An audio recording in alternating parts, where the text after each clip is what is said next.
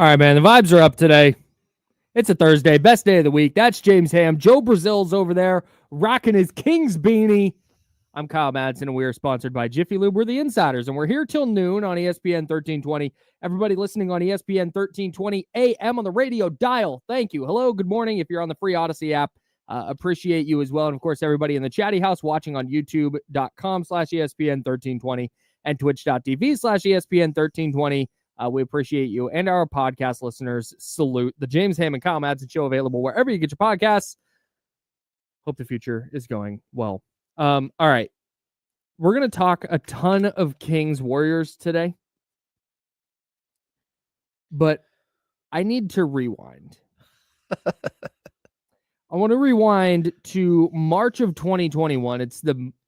I'm in Hawaii, as it were. I'm in Hawaii. And it is the morning after I proposed to my now wife. Okay. And our plan is to be like, hey, we're going to be engaged in Hawaii, and we're going to go tell every bartender that we're engaged, and we're going to see if we can get free drinks, and we're going to have a great time. That was the plan. We're 3 hours behind, so it's about 4:30 in the morning I wake up. Roll over, and this is literally, I kid you not, what happened. It's like out of a damn movie. I grab my phone off the little nightstand to look and just kind of see what's going on, if I missed anything. As I am grabbing my phone and pulling it to my face like this, it buzzes. And it is the notification from Adam Schefter that the 49ers have traded 3 first-round picks to move up to number 3 overall in the 2021 NFL Draft. It ruined my life. I went from, hey, I'm going to have a nice day, like staying in bed, lounging around, going out, getting drunk. This is going to be great. I wind up working for 6 hours because info's coming out and I got to write these articles. I'm doing all this stuff. So anyways, and that led to a month plus of speculation of what are the 49ers going to do with the number 3 pick. We know Trevor Lawrence is going 1. We know Zach Wilson is going 2. Who's going 3? Is it Justin Fields? Is it Mac Jones? Is it Trey Lance? Who's it going to be?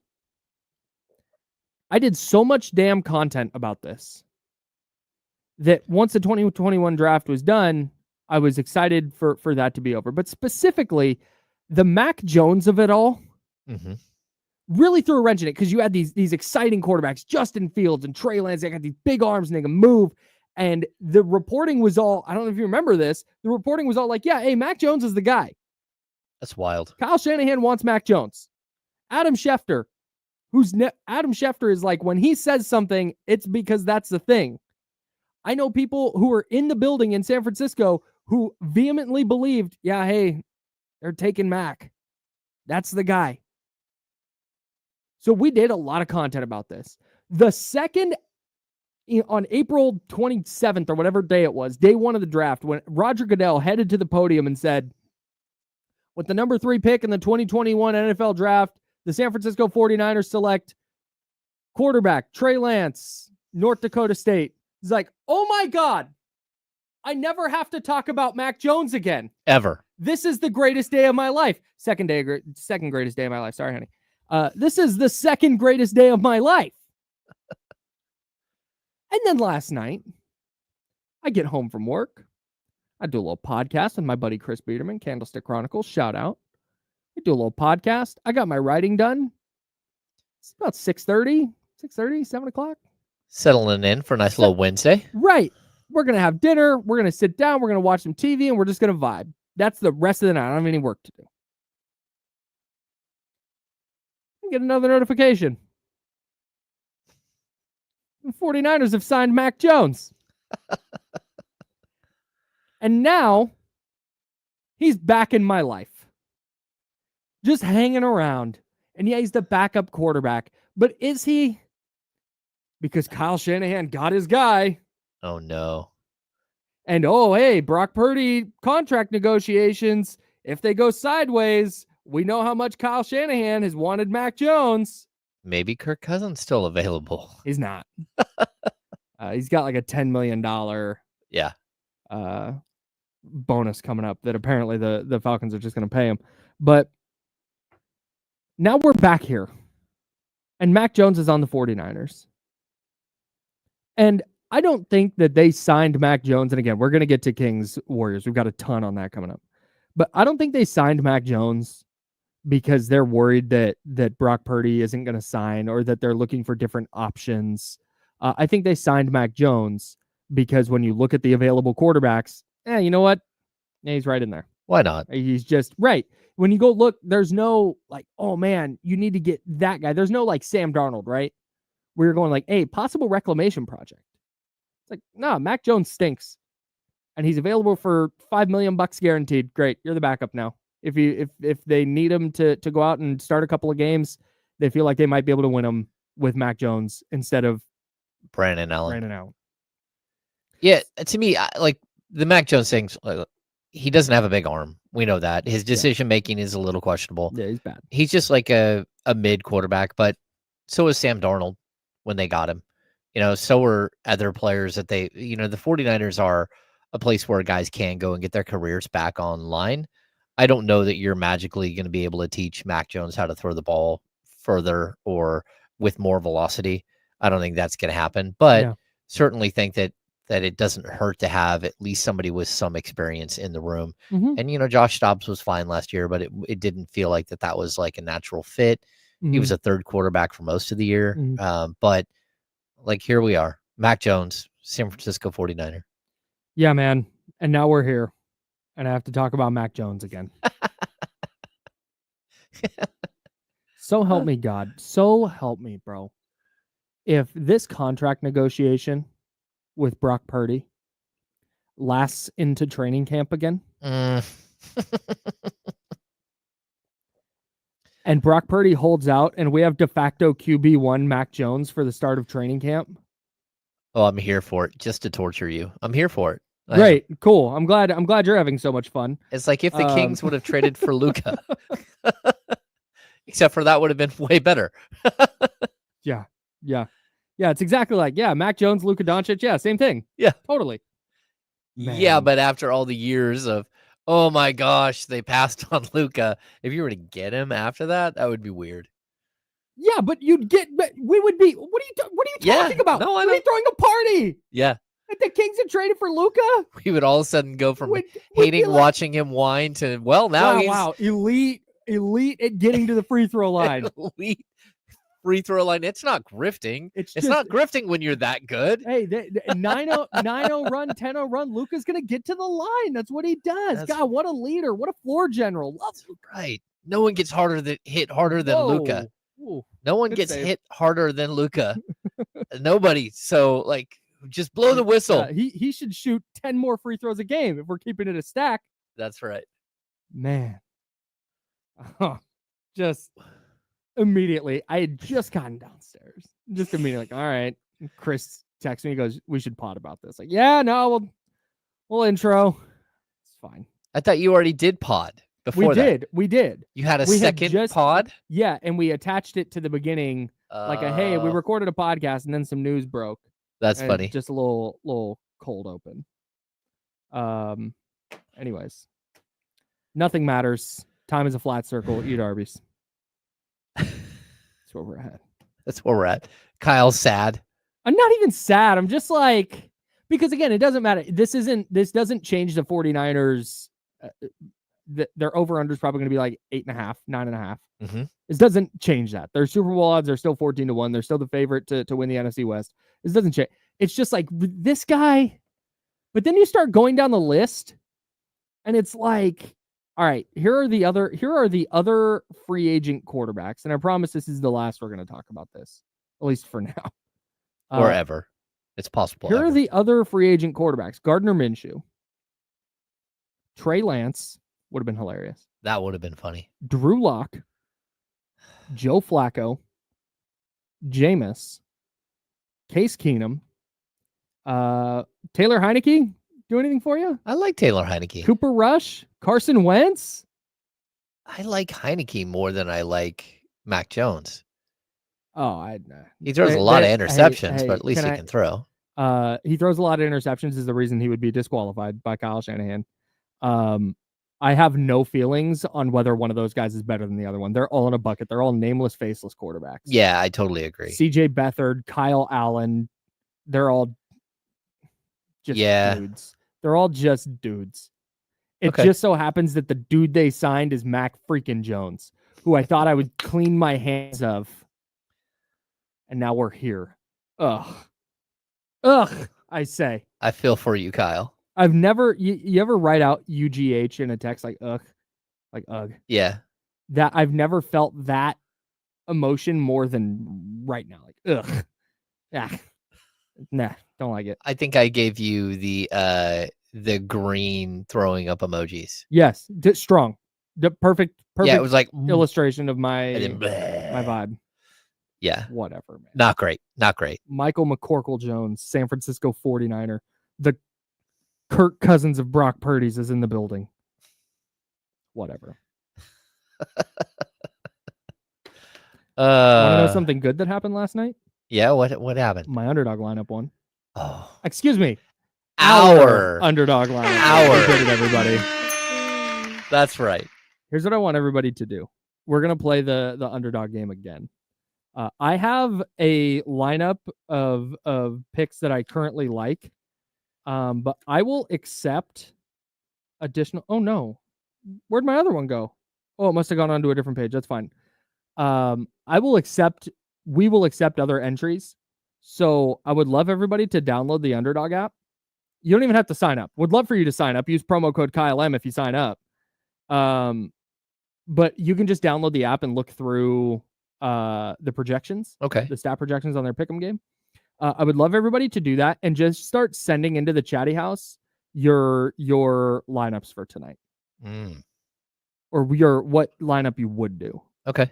Or just like a projection you really like. Maybe you see, I think DeMar DeRozan is 21.5 points. If you're like, hey, I'm adamant that DeMar DeRozan's going for at least 22, like hit us in the chatty house. Okay. Let us know. And again, download the Underdog app and check that out. If you do sign up, use promo code KyleM. It makes me look good. And that's what we're here for. But yeah, Bam Adebayo, we went lower than 33.5 points, rebounds, assists. Went way less.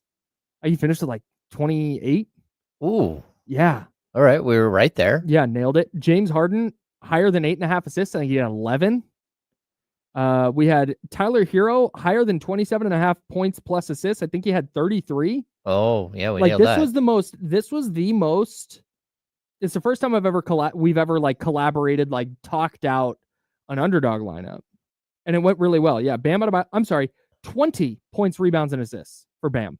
Wow, and his number was 33? Way lower. James Harden, 11 assists. We went higher than 8.5, way higher. Yep.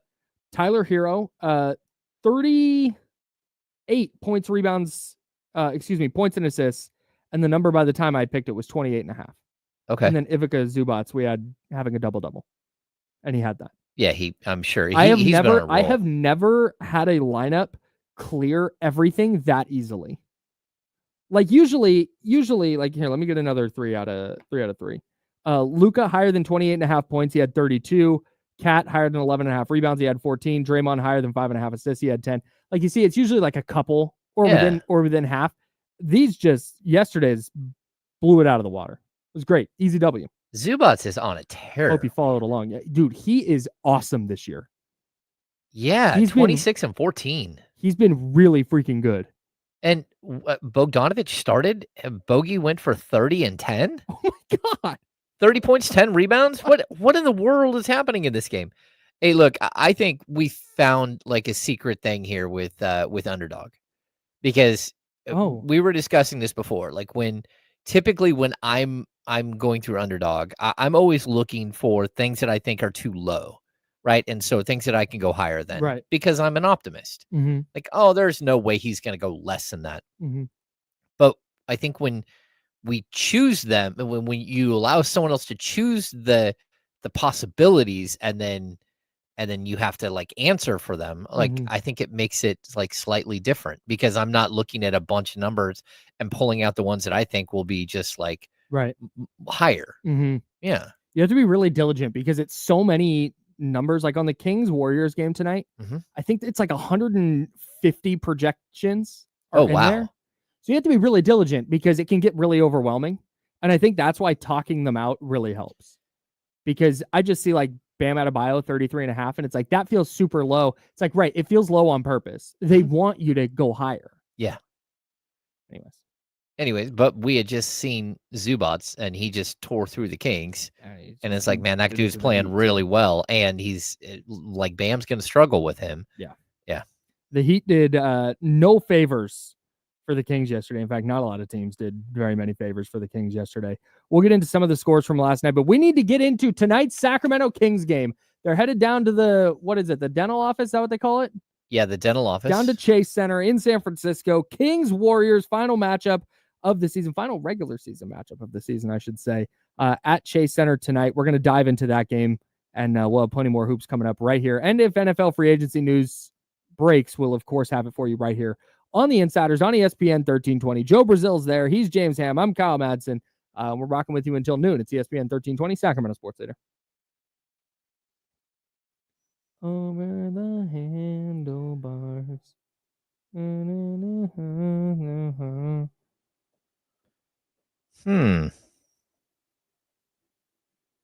Looks like the Dallas Mavericks were back up to 9 players available last night. Hey, 6, that's 7, big 8, time.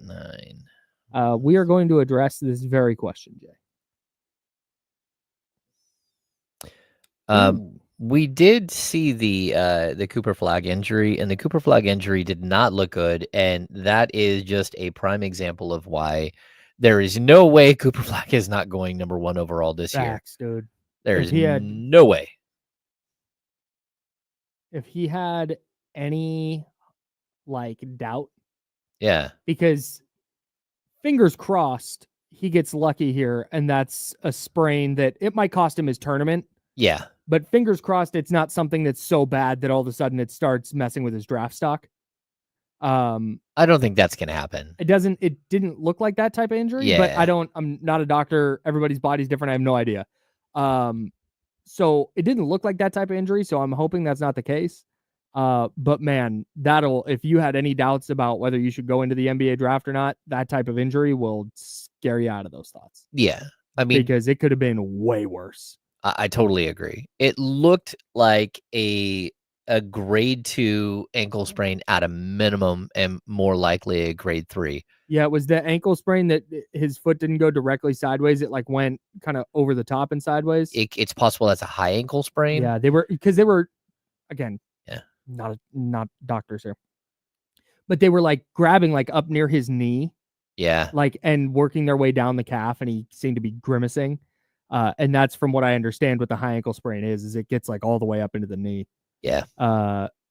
Who's the Mark Schlereth was on when I was at 95.7 was on the radio, and he said that a high ankle sprain was the most painful injury he ever had playing football.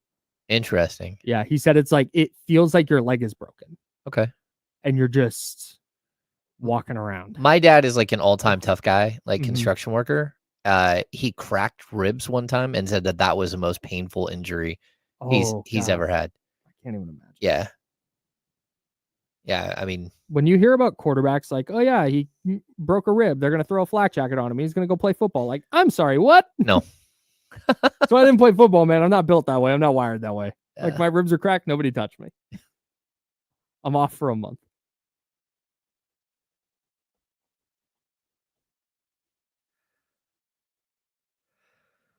What time we got?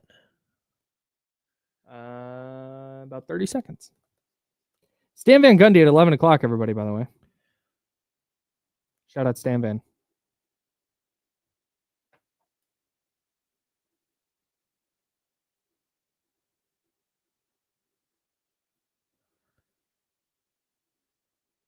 Oh. According to Jordan Schultz, Cooper Kupp has 5 teams that are interested, and he does not want a drawn-out situation. He wants a quick decision.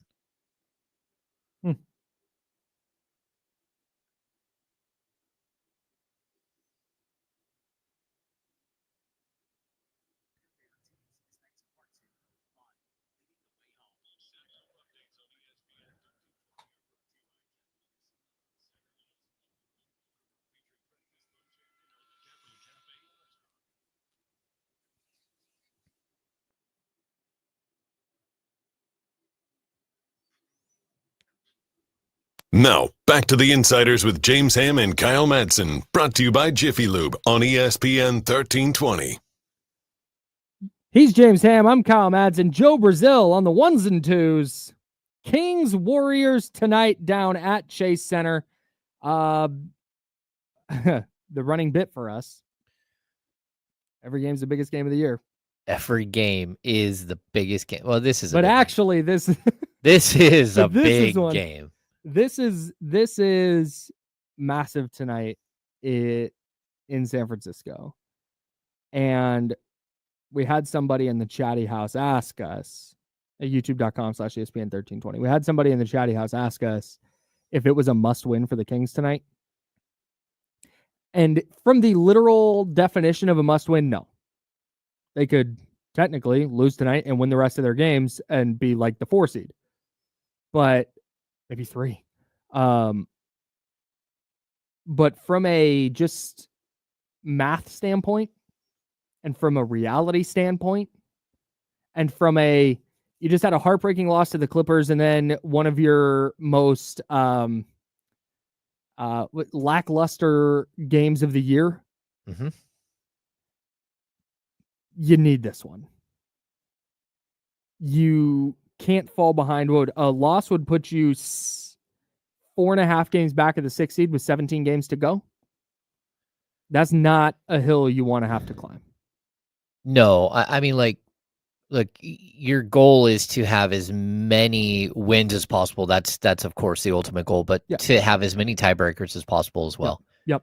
And this is a team that you're up 2-1 in the season series. The opportunity is staring you in the face to put yourself back in the ballgame. Now, the Warriors have been really good, and they've pulled away from the Kings. You remember they were coming out of the All-Star break. They were either even or the Kings were up on the Warriors by half game. Yeah. The Warriors have blown the Kings out of the water, right? Because they just keep winning. They've won 10 of their last 11 games on a 5-game win streak. But this is one of those games where, like, look, if you're going to show up now, because you got a Phoenix Suns team that's totally wounded tomorrow night. You need to show up big. You need to come out with energy, and you need to make this game. Don't do what you did against the Clippers. Yep. Don't make it an overtime game that everyone's playing 47 minutes. If you can beat the Warriors handily tonight, it would do so much for your season. And I'm not saying that that's going to happen because this is a good Warriors team. They're playing extremely well, but that's the mentality you need to go in with. Yeah, you have to, if nothing else, you just have to go play well. Like, maybe you don't win, but you can't come out flat again. And what was their final score? 132-108 was the last time they played. You can't have that happen again. You can't come out flat like you did against the Knicks, and I don't think they will. And that's kind of what I'm hoping to see, because the Warriors might just be a buzzsaw right now, and you may not go into their building and beat them. But to me, that pales in comparison to, oh, you went in there and you lost by 20 again. Now it's like red alert. Can you stay out of the 10 seed? What's happening here? There's going to be a bigger conversation if they come out and they're flat again tonight. I don't think they will be. I think they're going to play hard. I think they're going to play well. And whether they win or not, I have no idea. But it's one that, man, you'd way rather be 2.5 back of a 6 seed with 17 games left than 4.5 and not having the tiebreaker. Well, I mean, it's pretty much over. Like, to catch that team, like, it's just another team that you have to mark off the list. You know, again, the Clippers are on that list too, and the Clippers are now moving ahead of the Kings, and they now have the tiebreaker. They're a 3-1 against the Kings. At least the Kings would have a 2-2. If they lose tonight, they'd still have like it would have a conference record after that. I don't remember. It gets complicated. Sure. We can look it up. If you're in the same division, it might go to divisional record, then conference record. Oh, that would benefit the Kings. Yeah, so I'd have to look it up. There's a strict, like, if you're in conference, if you're in the same bucket. I take back what I just said. Then forget just playing well. You can't. You have to win too. Yeah, you have to beat this. I take back the idea that you can just play well and, like, oh, hey, play well and it'll put you in a good spot to beat Phoenix and win a couple. No, you got to win tonight. I don't know what I'm talking about. Yeah, I mean, it's one of those games that you really do. You need to figure out a way to get a win against a good team, a team that's beat you a couple of times this year. That's beat you once this year, and that just beat you really badly. Like, you should be embarrassed going in there and say, no, we're not doing that again. And we're not letting what happened against the Knicks happen again. We're going in here, but, there's a hope that Domantas Sabonis will be back. And there's, whether Jake LaRavia plays or not, still questionable. But you're going into this game with a little bit of a chip on your shoulder. Yeah, man. We talked about this a lot yesterday, and Doug Christie kept saying after the Knicks game, that's not us, that's not us. And it's not. We've seen them bounce back. Like, I do think that the fact that the Warriors kicked the heck out of them at Golden One Center the last time they played is going to factor in. Like, they're going to take that into account. The fact that they came out and frankly had an embarrassing performance against the Knicks, I think they're going to take that into account. Which is, if you're looking for optimism tonight, it's that. I don't think that this is a team. They're talented enough that if they go out and just play, I'm going to say play mad, like you can't tangibly quantify that, but like if they just play mad, like, hey, we're going to get every loose ball. We're going to be dogs on defense. We're going to pick people up full court. We're going to trap Steph the second he steps across the timeline. Like, that is, if you play with that level of force, you give yourself a chance to win, A, every night, but B, specifically, you have a really good chance to win this one. And I think that's the version of the Kings we're going to get. And from there, it's like, man, can Zach LaVine get hot? Can DeMar DeRozan get hot? Can Malik Monk have an efficient game? That's where you start to take steps toward the path of winning. But it just starts with bouncing back and playing better, and I think they will, because that's what we've seen. If there's an identity to the Doug Christie Kings, it's that they're not just going to roll over. Yeah, you'd hope not. You'd hope that they continue to develop that personality, especially down the stretch of this season, because there's a lot of tough games. Yeah. And it's a lot of tough back-to-backs. Yep. Like, this is not an easy back-to-back, and you need to go down there. I mean, you got this game, you hop on a plane, you fly to Phoenix, and you play again tomorrow. Yep. Yeah, but no one's crying for anybody. Nope. Who do you got for King starters tonight? I think we're going to go with the standard: Monk, LaVine, DeRozan, Murray, and Sabonis. He practiced yesterday. They're going to wait and see how he feels today, because that's usually the big test. Like, make sure that hamstring isn't just, he doesn't wake up today and like, oh, this is super sore. Right. There's a good chance he's starting, and if not, Valanciunas will start. Okay. No chance they try and throw a little curveball. Bring Monk off the bench, start Keon against Steph. I don't think there's any chance. Okay. Although that's the kind of thing, but that's the kind of thing when we talk about, I think you're probably right. It's probably a very tiny chance, if any, but that's the kind of adjustment you'd see in a playoff series. I hope so. Yeah. I hope that we do get to a point where we're asking that question. Yeah. But as of right now, I just think that it's pretty much straight up. They're going to start who they always start. For Golden State, you're probably looking at Steph Curry, Moses Moody, Jimmy Butler, Draymond Green, and probably Quentin Post. He started the last couple of games for them. The rookie second-round pick playing really well. What's the Kings injury report look like? Domantas Sabonis, Jake LaRavia are both questionable. Again, Sabonis practiced yesterday, and the media, we forgot to ask about Jake LaRavia. I believe he was on the court when we got there, so I think he also practiced, but they're both listed as questionable tonight. All right, and what about Golden State? Pods is out. Jonathan Kuminga is back after, I think, missing 31 games. He's been out a long time, since January. Yeah, he's probable, which gives him 75% chance of playing, and then GP2 is available. Probably wearing the mask still. Yeah. Had a contusion in his nose. Oh. That sounds painful. It doesn't sound like, I mean, he didn't break his nose? No, it said contusion. Oh, that's weird. Really odd. Okay. Matchup of the game, what do we got? I got Keegan versus Jimmy Butler. Yeah, if you're just to get away from the Keon versus Steph of it all, which I think is going to kind of be the matchup that defines this one. Keegan and Jimmy Butler is a really good one, because Jimmy Butler is a big reason that Golden State is 12-2 since the break. Yeah. Or not since the break, but since the trade deadline. Well, that, and it shows you exactly why you go get a Jimmy Butler, Mm-hmm. because it makes a team like the Kings put their best defender Mm-hmm. in Keegan Murray at 6'8" over on Jimmy Butler, and Yep. then try to, smoke and mirror Yep. with Steph Curry. And we know how effective Keegan is offensively, or when he's aggressive offensively, what it means for the Kings. Mm-hmm. Jimmy Butler's the kind of guy who can get him in foul trouble. So how he does in that little chess match between those two guys is going to be worth watching really close tonight. I think that's a great pick for the matchup of the game. All right. That's James Ham. I'm Kyle Madsen. Joe Brazil, he is also here. We've got the final Kings-Warriors regular season tilt of the year tonight. The Kings need it bad. We'll have keys to victory coming up for you in a little bit right here on ESPN 1320, Sacramento Sports Leader. Are the Warriors the team you would least like to see, or maybe most like to see, in a one-game play-in scenario? So whether that's the 7-8 matchup or the Kings were the 9-10, and now they've got to go win a second one to get in, because your options are Minnesota, the Clippers, and Golden State. How would you rank those?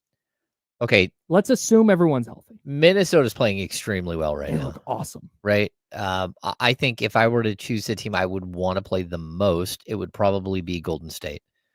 It would probably be the Clippers. The team I'd want to play second most would probably be Golden State, and the team I'd want to play third most would be Minnesota. Yeah, I think that's probably my order too. I mean, you can switch Minnesota and Golden State. I don't know either way. So it's all about matchups, right? And I think Minnesota might just be a tougher matchup. Like if Julius Randle gets hot, the Kings don't really have an answer for that. Yeah. And I know this is not to, obviously, I'm not going to sit here and disparage Steph Curry. We've seen what happens when Steph gets hot too. Like that can just happen. Great players do that. Yeah. But I think just from a pure matchup standpoint, like, all right, you have Keon and Keegan that you can throw at Steph. If you need somebody to pick up a couple of fouls, Markelle Fultz is there. You just have a few different bodies you can kind of throw at him. Maybe Jake LaRavia can chase him around for a little bit. With Julius Randle, if he gets rolling, plus they have Ant who can get rolling as much as anybody in the league. They have Jaden McDaniels, very good defender. Nas Reed tears up the Kings. Nas Reed cooks. So yeah, that's why I think, and especially because as hot as Golden State is, Minnesota's won 6 in a row. Now who'd they beat last night? Denver. Yeah, they beat Denver last night. That's right. In Denver, kicked the heck out of them. 115-95 the final. Julius Randle, they haven't lost. Minnesota hasn't since Julius Randle came back. He's averaging 18.8 points, 7.5 rebounds, and 6.5 assists on 51.3% shooting from the field. He's 33.3% from three, but he's 86.7% from the free throw line. They've won 6 straight. He's tough. I don't know if that's, again, I don't know if it's totally sustainable. And again, you get to the playoffs, and I think there's a good chance that Rudy Gobert gets played off the court like he does almost every year. Sure. But I also know that, they have Nas Reed that they can put on the court, and is about as difficult a matchup for big men as there is in the league. So yeah. Let's get to eBiz on the Elk Grove Kia talk line, 916-909-1320, 916-909-1320. eBiz, what's up, man? What's up with it, man? I just got to ask a question. This is for you, Kyle. Hey, who do you want to win tonight, man? Because I know Golden State is your team, so, and I know you work for, the station out here. Hey, hold on. I'm on the phone. But, yeah, hey, who do you want to win, though? All right. Appreciate the call, man. We've talked about this 1,000 times. I cannot, as a sports fan, and I'm not going to lie to you, we've talked about this before, like what happens when you're a fan of a team and then you start working in media. I want the Warriors to win every game they play. That is sat through so many years of them being terrible. Like that is in my bones. Sorry. Sue me. But at the same time, what happens now is if I didn't do this for work, if I was a teacher, I would be like, hey, if Golden State loses tonight, it's going to ruin my day. I'm going to be so upset. Whereas now it's like, hey man, if Golden State loses tonight, that's way better for my job. Like that's so I'm in a win-win situation, but I would be lying to you if I was like, no, I'm rooting for the Kings tonight. I'm a diehard Kings guy. Like, no, but if they win, I'm going to be like, oh, great. This is good for our show. Well, yeah, I mean, I think either way, we'll discuss it tomorrow, like nonstop, as we're prepare for the Phoenix game as well. Yeah. But it's one of those games that you're, like I don't know if there's measuring stick games left in the season for anybody, but this is definitely a game that like you have to go in there and at least put your best foot forward, which is not what we saw in the last time the Kings came out. So I don't have a rooting stake. Like again, I'm hoping that my guy Doug Christie is successful, and so wins and losses actually, it does matter. But like when you cover a team as long as I have, you don't have a rooting stake at all. Like, do you? When I watch a game, do I, like, am I at least pulling for a guy to hit a shot or not? Maybe a little bit, but like at the end of the day, it's like you kind of lose that fandom. Yeah, man. It's just kind of it's weird. I don't know how to describe it. It's just a different just a different feeling, I guess. I don't know. Yeah, I mean, I think anyone out there who's like, oh, how could you not, love the team that you cover? It's like, okay, well, go back and look at my first 12 years where I wrote between like 48 and like 52 losing game recaps a game. I mean, a season. Oof. Like that's a lot of losing. Yeah. Like I went through a huge stretch where the most wins they had was 33 under George Karl. It wasn't until like the 2019 season where they got up to 39 wins. Like I hadn't seen a 500 team until the Mike Brown team like 2 years ago. Yikes. Yeah. One of the reasons I'm optimistic for the Kings tonight. They lost Doug Christie's opener as the head coach on December 28th. Then they won 7 in a row. Then they lost one against Milwaukee. Then they won 3 in a row. They lost to Denver and the Knicks, both on the road, and they beat the Nets. That inexplicable loss to Philly and got blown out by the Thunder, but then bounced back, beat the Timberwolves on the road. And keep in mind, the De'Aaron Fox stuff is all happening in this stretch too. You fall flat against the Magic at home, you get beat by the Trailblazers on the road, but then you win 3 straight. You lose to the Pelicans in OT, you get the All-Star break, you get smoked by Golden State coming out of the All-Star break, and then you come back with 4 consecutive wins, lose one to Denver that you could have gotten. You beat the Spurs, lost your next 2. The moral of this story is they have not lost 3 in a row under Doug Christie. Oh. They've had games where they've not played well and then come out flat and not played well again. They have not had 3 consecutive games where, the game against the Clippers, we're like, man, he probably should have put that one away and then didn't. And then he came out flat against the Knicks. That's why tonight, maybe they don't win. Maybe Golden State is just better. But they're in a spot where we've seen them time and time again under Doug Christie. So we have 2 months of data now, 3 months of data. 2 months? January, February, a little over 2 months of data. It says they don't come out flat a 3rd game in a row. Yeah, they're resilient. Yep.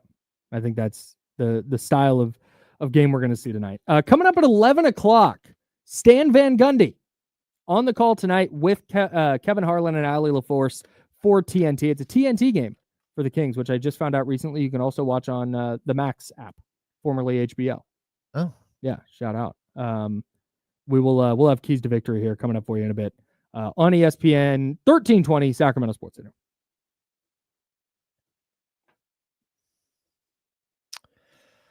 Falling, Okay, so sorry, the guys out there, I don't lose, like I haven't lost my ability to be a fan. I've lost my ability to be a fan of the Sacramento Kings.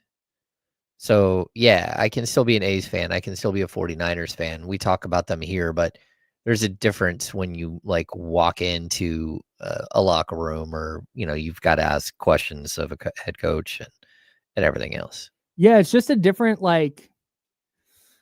I don't know. Like I said, it's really hard to describe because, like, I grew up a 49er fan. Going to games at Candlestick, going to games at Levi Stadium. I can't remember the last time I didn't watch a Niner game. And I still want them very badly to win, but my responsibility is when I do a podcast or when I write, my responsibility is objectivity, which I try and have as much as possible. Mm-hmm. And if anything, I probably lean the other way in trying to combat the fact that I'm a fan. I probably tilt more pessimistic than not. But what winds up happening is like, because if you're in the press box or you have work to do, you don't get to like celebrate. No, you have to remain stoic. Right. And you have work. You like, okay, hey, this thing happened. What does it mean? How do I process this for people to read or to listen to? Yeah. And then when they lose, it's the same deal. It's not like, God, I'm not writing now. I'm going to shut my laptop. I'm going to go pout. Like, that's what I would have done when I was 21 years old. Yeah. But it's like, you have a responsibility now. Like, okay, they lost. What happened? Why did they lose? What comes next? You're like, was there an injury? What is like there? What are the storylines coming out of this? And now there's a season to cover, so you gotta spin it forward. Yeah, like the analytical hat goes on, and you're like, okay, how do I break down this game? What are the questions I'm going to ask? How are we going to get the most information about what we just saw? Mm-hmm. And like, do you still like? Is there an occasion where you get the chills watching a fourth quarter of a game? 1,000%. Sure, yeah, you do, but that doesn't. You still have to be objective and like walk into the job and ask the right questions. No, like he makes them better, but I think the NFC West is kind of wide open anyway. Mm-hmm. I'm jumping all over the Rams, whatever their odds are right now, by the way. They should be the favorite, and apparently they're not. In the AFC West? Or NFC West. Yeah. NFC West, that's what I meant. Yeah, no, this is, I agree with this. I don't think this is wrong. Oh, this is facts. That's a great poll. If you don't know this story, the quick version is I was working in Arizona. My girlfriend at the time lived in Southern California, and I was on an 11-month contract with my job, so I got the month of July off. So I basically just went to Southern California for a month. And on the day I left was the day Yoenis Cespedes got traded. Mm. And I was so devastated that this is an indication of how poor that relationship was. She did not understand why I was so upset about this thing when I should be upset about the fact that I was leaving after being there for a month. And that it spiraled, and a couple months later we were done. That sounds a lot like the Tyrese Halliburton situation with me. Yeah. So yeah, actually, surprisingly, we have some similar experiences. Damn. Shout out to Shoeless.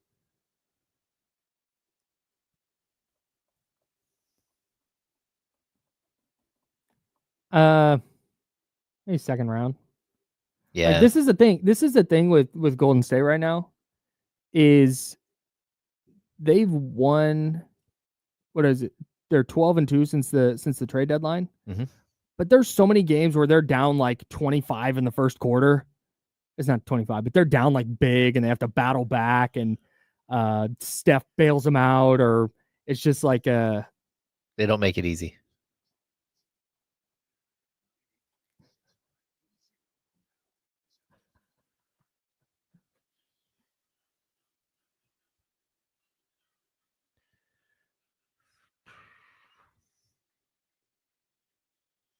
Now, back to the Insiders with James Ham and Kyle Madsen, brought to you by Jiffy Lube on ESPN 1320. James is there. I'm Kyle. Joe Brazil is pushing buttons.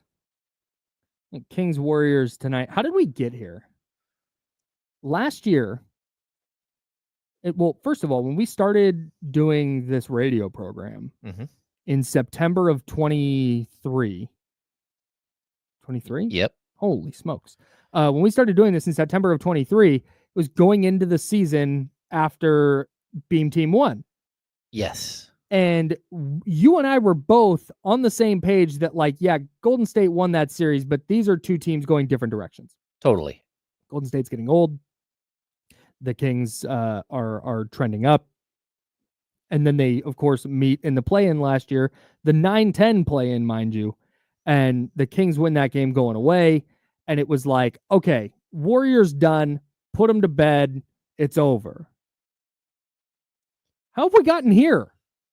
Yes. What happened? One of the most dramatic shifts. Even like early this season, the Warriors were winning, and I kept telling you and people on the radio, it's smoke and mirrors. It's a great coaching job.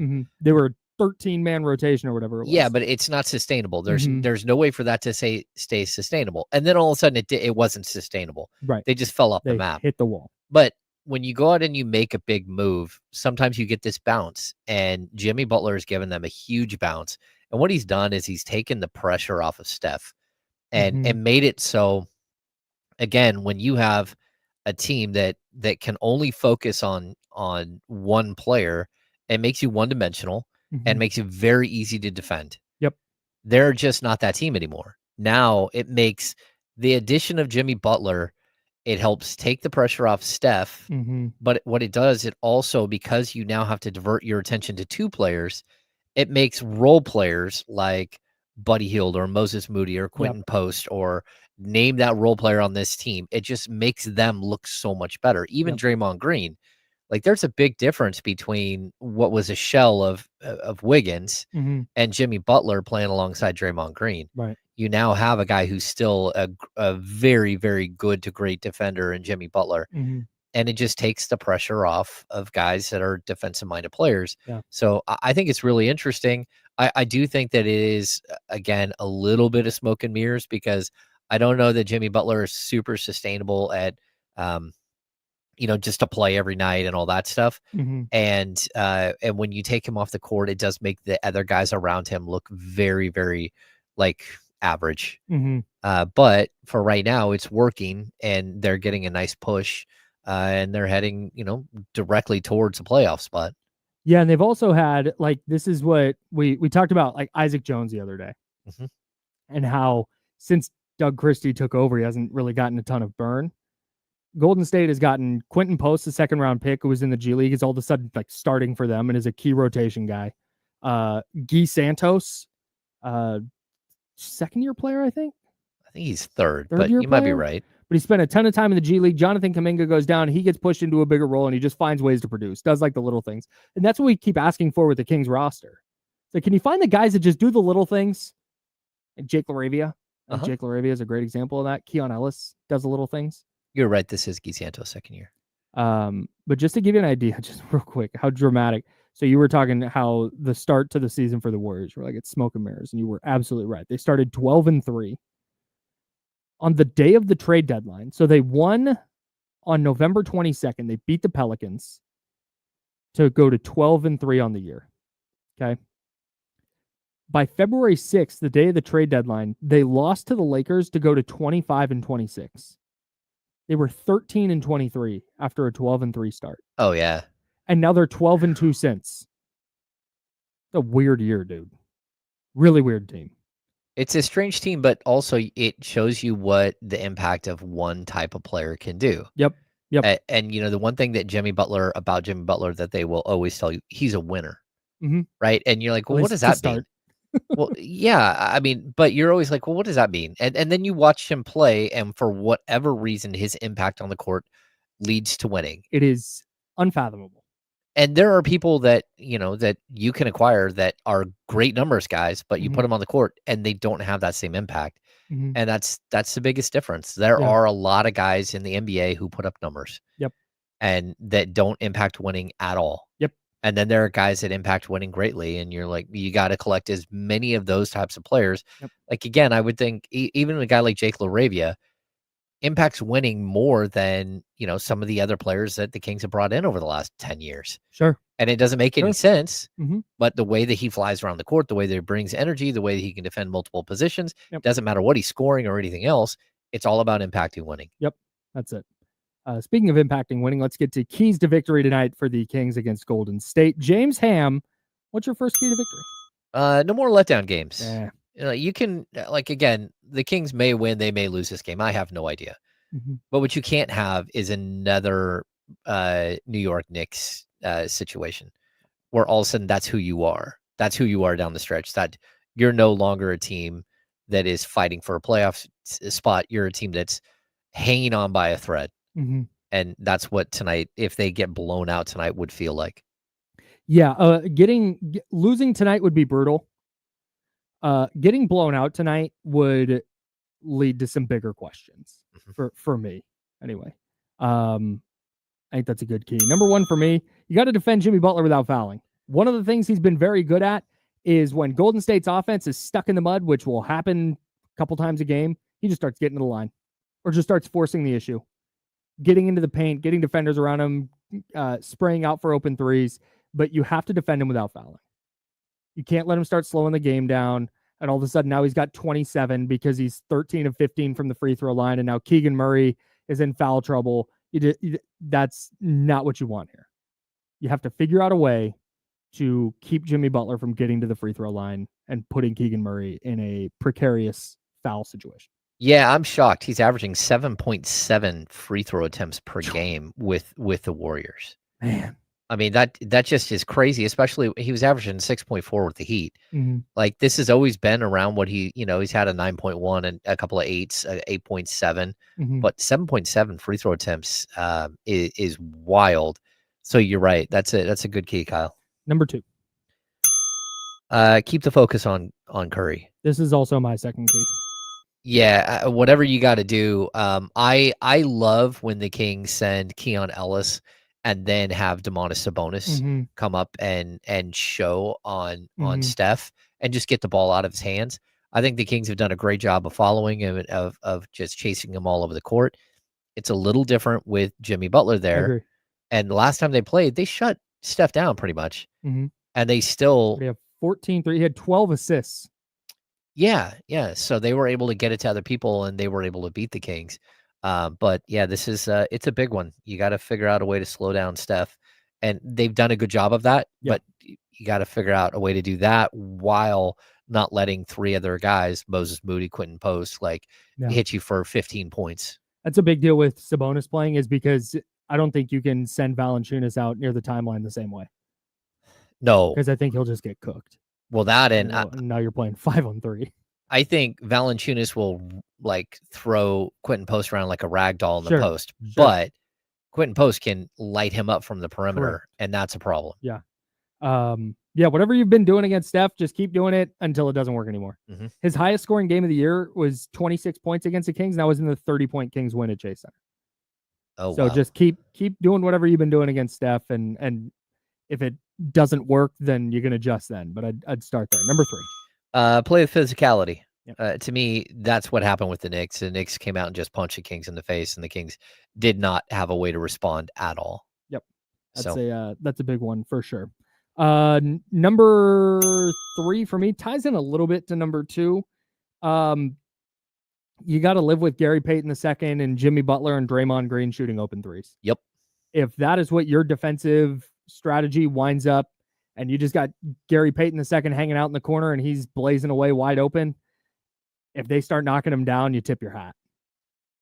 But for me, you don't want to get in a scramble situation where GP2 catches it in the corner and all of a sudden you have somebody closing out. Now he puts it on the deck and now everybody's in rotation and it's Steph that winds up with the wide open three. Yeah.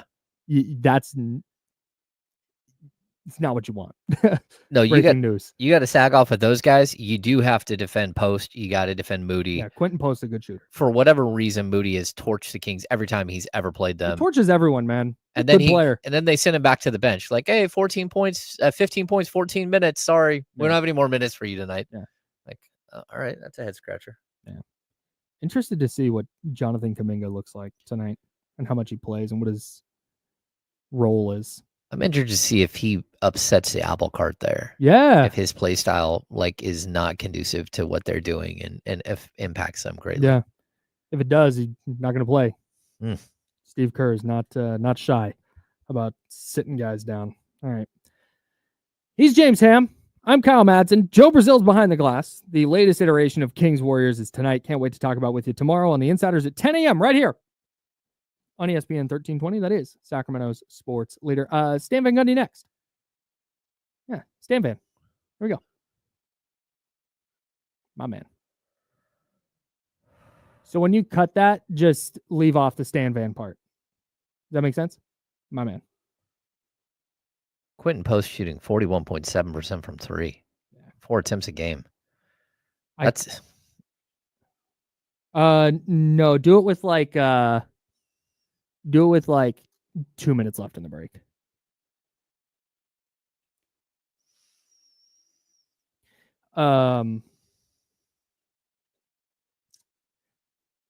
It's so funny watching Quentin Post, who's legit 7 foot, get into the lane and then just not quite know what to do yet. Like, game's still a little fast for him down there. Oh yeah. He'll go up and he'll have just like an open layup and turn around and throw it out. Like, nope, not taking it. All right, dog, you got it. Yeah, I'm definitely intrigued. If he tries to get on the block against Valanciunas, oof. Yeah. That's not going to go well. Yeah, Pods is out. Yeah, no Pods. I think we said that. Yeah, they don't really have secondary ball handling either.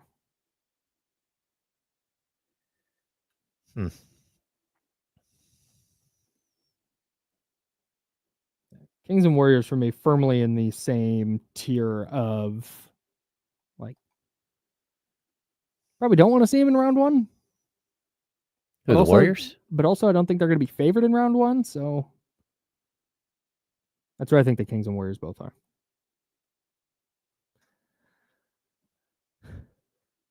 Yeah, I mean, you can go ahead and call him, Joe. If I'm one of the upper echelon teams, I would rather play the Kings than the Warriors.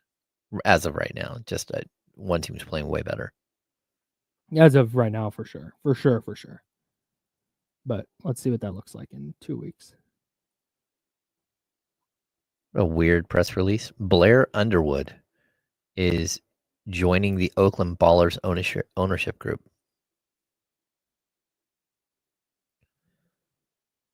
Who's doing that? Emmy Award winner, Grammy Award winner, star of the stage and screen, Blair Underwood. Oh, nice. Isn't Blair Underwood? Oh, no, Claire Underwood from House of Cards. Yeah. Claire Underwood? Yes, probably. Yes. Blair Underwood, LA Law. Nice.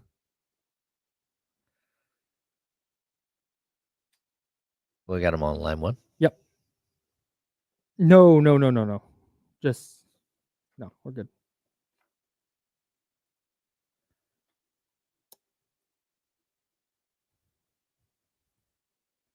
Hey. It smells so good out there, by the way. I can smell it in here. Yeah. I keep peeking. They have they got Bloody Marys. Hey, what's an acceptable amount of bacon that I can grab? I'll go. We can. Oh, but you're going at the break, huh? Yeah, at 11:16, I'm just gonna go pop out there. Well, just make the case and point that we should have the VIP access currently, because I'm not worried about what's just like a socially acceptable amount of bacon to grab. 4. If you took 5, I'd be like, okay. 4 is probably maybe even pushing a little bit. Depends if they have like a giant. I was thinking, I guess it depends. 8 or 9. 8 or 9? Oh, I don't know. Here we're about to come.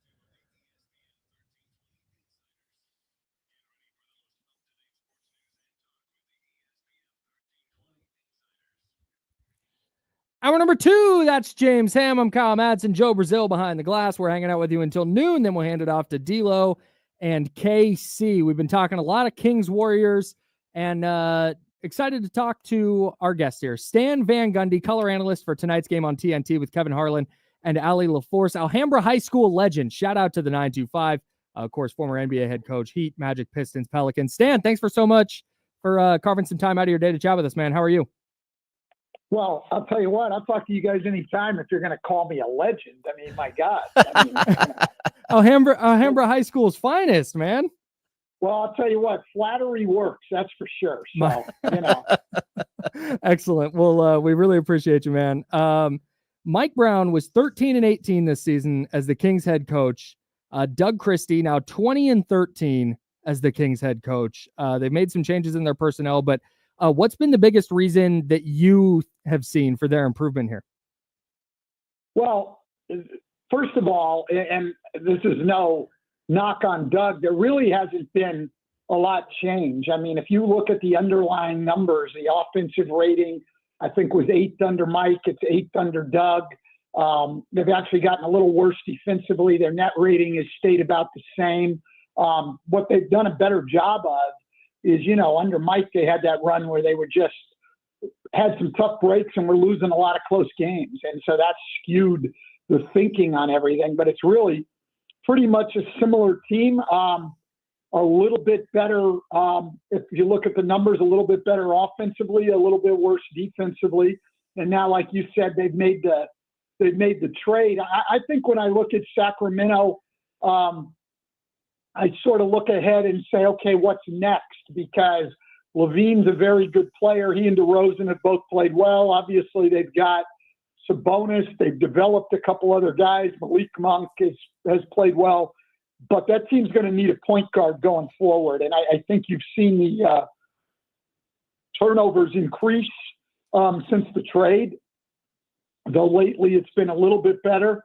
But they're playing without a point guard and point guard by committee. And that's, I would think, going to have to be the next step for the Kings. I mean, I think they're pretty solid that they're going to be in the play-in. It's going to be very tough for them over these last few games. They'd have to go on a really big run to make a push at Golden State in the 6th spot. And they've got the second hardest remaining schedule in the league. So they're going to have to fight their way into this through the play-in. And I look more down the road into next year. What's the next move for this Kings team? We are talking, of course, to Stan Van Gundy, who is on the call tonight for TNT, along with Kevin Harlan and Ali LaForce. Stan, when you look at the way that you talked about the defensive rating, how difficult is it to change things in season like this and to improve once you get past training camp, once you get to past the trade deadline and whatever moves you've made are sifting out? How difficult is it to flip a switch with a group of players? Yeah, it's not easy. And like you said, the trade changes too, because now you have guys adjusting to a whole new system. Your personnel is different. It just really changes everything in the way you go about things. And it's not easy. And the other thing is, look, over the last, it's been a gradual thing probably over the last decade plus in the NBA. Teams just practice less and less. So if you're not going to get on the floor and have practice time, if you're just doing film and walkthroughs and things like that makes it a lot tougher to change things also.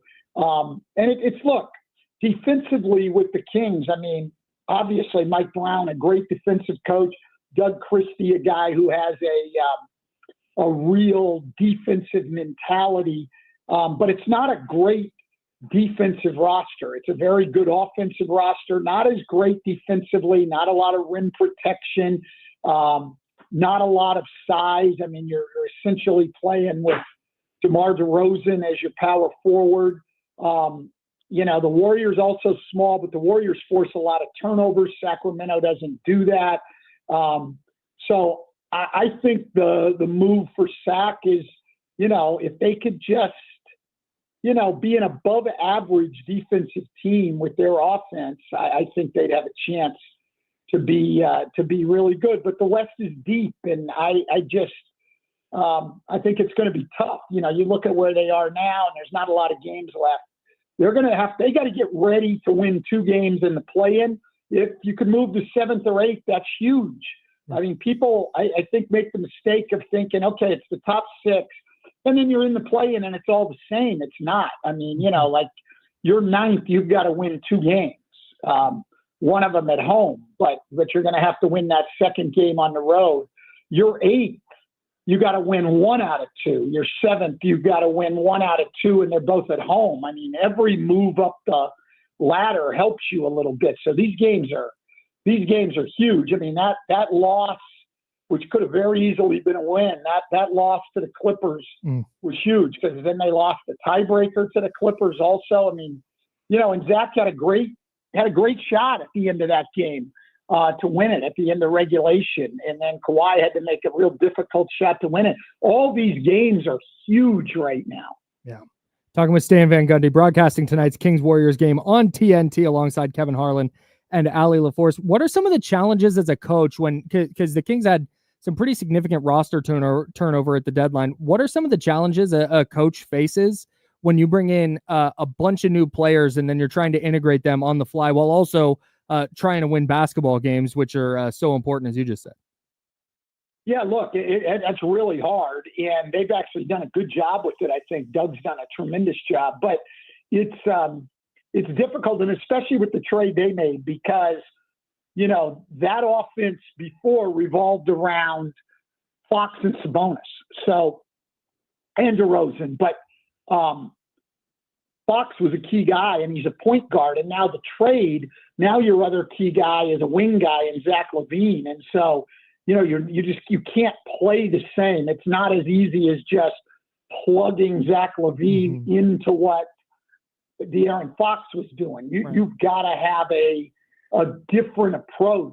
And again, with very little time, very little practice time, and you're just plugging it in. I think it helps that, you know, you've got smart guys, but it's not easy. And then Sabonis out for basically the last 6 games, played a minute against Houston. I mean, you know, that obviously creates a significant change too. So they have not had it easy. I looked at this team this year, and I think one of the reasons that they've maybe struggled and been around that 500 mark is it's really a season in 4 segments. You know, they had the Mike Brown segment, and they lost a lot of close games. And then Doug Christie, now coaching change, same roster. And then you get to, you know, early February, and you trade a franchise cornerstone in Fox, bring in LaVine, different team for Doug Christie. They played 10 games with that team, and you're starting to bring it together. One of your all-stars, Domantas Sabonis, goes out. Now we're changing again. You know, it has not been easy. This team has not had a whole lot of continuity, and hopefully over these last stretch they can get Sabonis back, play together, develop some momentum going into the play-in, and be ready to make a run. We are talking to Stan Van Gundy, of course, analyst for TNT, who will be on the call tonight with Kevin Harlan, Ali LaForce. Stan, when you look at the Golden State Warriors, they also made a huge shift in their roster at the deadline, and they seem to have I don't know, like they've hit the lottery here. They're 12-2 since the trade. How has Jimmy Butler changed that team? And when you're watching him, like, just how much of this do you think is sustainable? How much is it just a really good coaching job by Steve Kerr? Look, I think that the biggest thing that Jimmy Butler has brought, and it's sort of an intangible, but I think it shows up pretty clearly when you watch them, even when you listen to them talk before and after games. Like, that team now believes that they can contend, that they can beat anybody. Before, you know, they thought they were pretty good, but there was not that level of belief. There certainly was not that level of energy and enthusiasm on the floor. This team is playing like they can beat anybody now, and you can see it. And I'm not a big intangible guy, but you can see it with this team. The belief, the enthusiasm, their demeanor, everything. And I think Jimmy Butler, with his swagger, with his toughness, with his winning pedigree, has brought that to them. And you look, they've improved at both ends. The bigger jump's been on the offensive end, but they've improved at both ends of the floor. They are a tougher basketball team. So if we look at the offensive end of the floor, they have much more of an attack mentality since Jimmy Butler has come. Fast break points are up. Paint points are up. Free throw attempts are way up. Offensive rebounds, second chance points are up.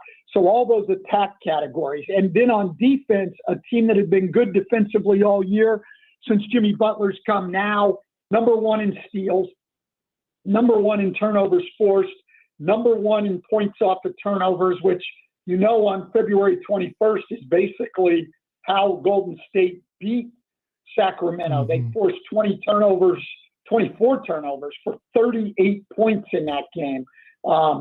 This is just the whole Golden State mentality of how they play the game has changed. That's how Jimmy Butler plays, always on the attack, and now that's how that Warriors team plays. Stan, you mentioned something earlier. I want to getting away from the game tonight briefly. You mentioned earlier Domantas Sabonis being one of the Kings All-Stars. He was not an All-Star this year, and a lot of it came down to the coach voting. When you were a coach, how seriously did you take that All-Star voting? I took it really, really, really seriously, and I'll tell you why. Because, when you coach and you're around players, you know how important it is to them. Mm-hmm. And because it is really important to them, I thought as a coach, I owed it to them to spend some time going over that. I had my analytics guys come up with stuff. I talked to my assistant coaches and got more opinions. And I spent a lot of time going over that to do the best job that I can. I thought Sabonis should have been in the All-Star game. I thought that he was having a better year than Şengün was. I thought he should have been in there. Now, my question has been, and I don't know this, and it may be unlikely, but I don't know if maybe that affected him, because if you look, Sabonis is really struggling. He's really struggled in the month of February. I mean, his numbers were all way down. He was down to averaging under 16 points a game. His shooting percentage dropped from over 60 to 53. He went from right in the top 3 in the league in 3-point percentage. He shot 23% from 3 in February, and he only shot 66% at the line. It really dropped off. And then, of course, he got hurt. Actually, Valanciunas has stepped in and played better than Sabonis did in February. So I don't know if that whole process frustrated him, got to him, but he hasn't been the same guy. Let's just put it that way. Stan, you've been very generous with your time. We appreciate the heck out of you, man. You do a really great job on the broadcast, and we're looking forward to listening to you tonight. All right, guys. Thank you very much. Thanks, Stan. Take care. There you go. Yeah, Stan Van Gundy. You can hear him tonight on TNT with Kevin Harlan and Ali LaForce. Bay Area guy. Went to Alhambra High School. Him and his brother, but like little guards, right? You know what I like about Stan, and obviously it's really difficult to, and we talk about this all the time, how hard it is to cover a league. Mm-hmm. Because that's 30 teams where we talk about the Kings every day, the minutia, the two-way players and this and that. That is not something a national person is going to be able to do. What I appreciate about Stan is that he's a former coach, longtime former coach, who's been around basketball for his entire life. And he's very numbers oriented. Mm-hmm. And he understands how valuable that data can be. He's not just one of those guys who's like, I've been around, I know. Like, no, he's looking at numbers and he's looking at data and he's getting that info from his assistant coaches. And I think that's great. Yeah, like covering Stan when he was still a coach in the league, you gained a new respect for him. Even we had the moment where, years ago, he went into negotiations with the Kings to become the new head coach. Right. And at the last second, him and his wife decided to go back to, I think they went to Orlando and they went to a Kinko's here in Sacramento and signed the contract, sent it back. And anyway, after that, we talked to Stan, and he was super honest and said, like, probably the most embarrassing moment of my career. I did everything wrong in that moment. Yeah. And he's like, that is the biggest regret of my career. He was super, like, he's an honest dude. Yeah.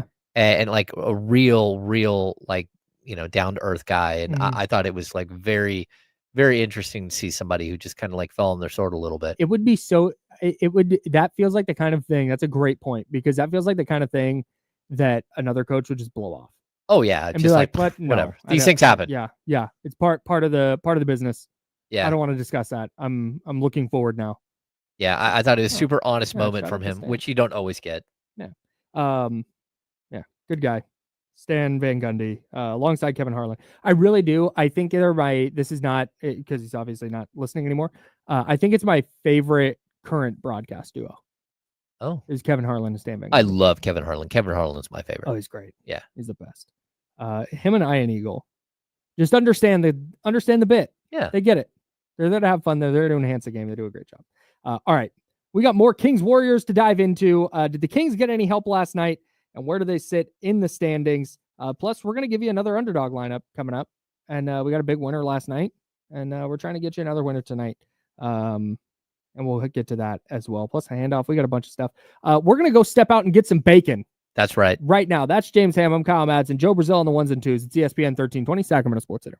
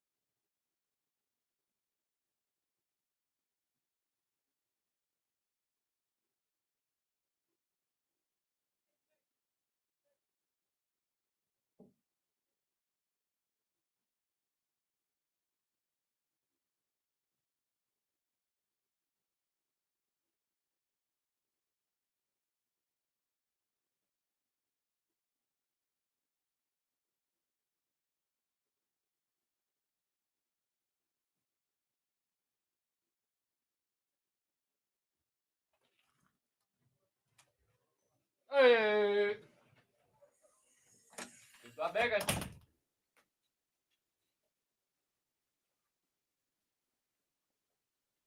All right. What a win for Duke. Spoiler alert. So I landed on 4 strips of bacon. Okay, so you did take my advice. Sort of. There wasn't a giant, just singular tray of bacon. Yeah, if there was, I would have said go crazy.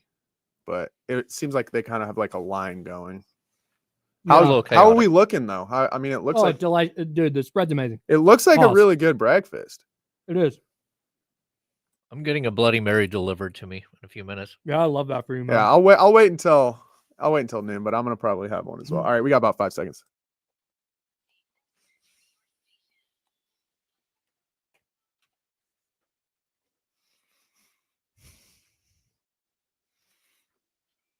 Now, back to the Insiders with James Ham and Kyle Madsen, brought to you by Jiffy Lube on ESPN 1320. Hey, talk amongst yourselves. We got food. Hey, Karosh is here. Hey, everybody say hi to Karosh. Hello. Delivery for Mr. Ham. Yeah, Oh, we yes. got delivery Bloody Marys on Employee Appreciation Day. Salute. Yeah, there you go. Getting that. Yeah. Love our employees. Yeah. With That's the right. with Thanks, the apron. Karosh. No, I think I'm good right now. We'll be done at noon and we'll scour the leftovers. Can't wait. Appreciate you, buddy. Shout out Crosh. Yeah, he came in here and checked up on me as Yeah. well and was going to take my order. Love So, Karosh.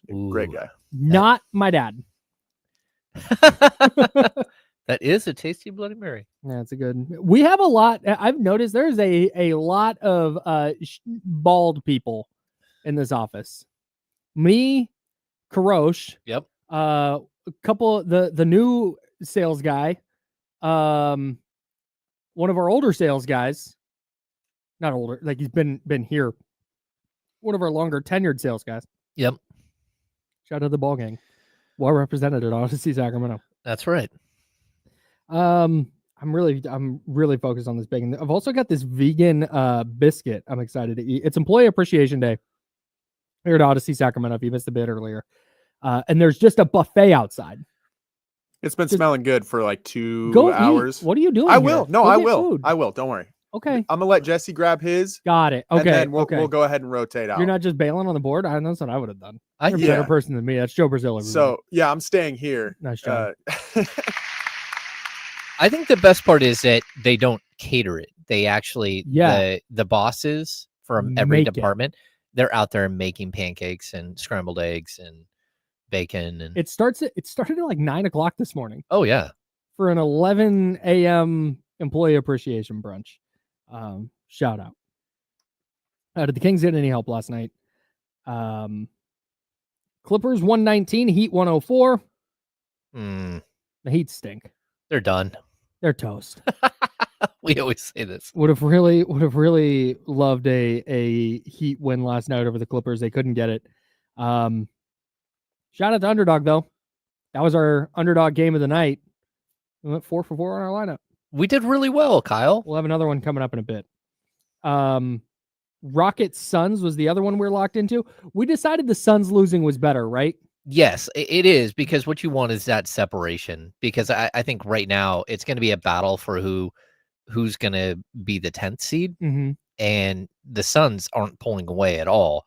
Oh, they can't even track down a Dallas Mavericks team that's playing with 9 players. In their last 2 games, the Suns have lost a full game on the Mavericks. On the Mavs, who are playing with nobody. Oh my God. They have 3 centers, like Anthony Davis, Daniel Gafford, and Derek Lively, all on the IR. Half of their other team is on the IR, like the rest of their players. Olivier Maxence Prosper, done for the season. Yeah. Kyrie Irving, done for the season. God. Like, Just they're brutal. a complete mess and don't look to have any intentions of being a playoff team. And here they are, just like sitting there like, hey, is anyone going to catch us? This is kind of not cool. It reminds me of the South Park episode where they're playing baseball and the kids don't want to play baseball anymore. So they're trying to lose on purpose, but all the other kids don't want to play baseball. So all the kids are all trying to lose on purpose. Is this like Little League World Series? Yes. And so that is what the Mavs remind me of right now. And the Suns also don't appear to want to win. I think it would be hilarious if Portland is a team that says, oh, fine, we'll win. Oh, I would love that. I'm such a big fan of Portland. Wouldn't that be weird if they were in the play-in? Yeah, they lost to the Knicks in OT last night. Michael Bridges hit a game winner from the top of the arc. Nasty. Rockets 111, Suns 104.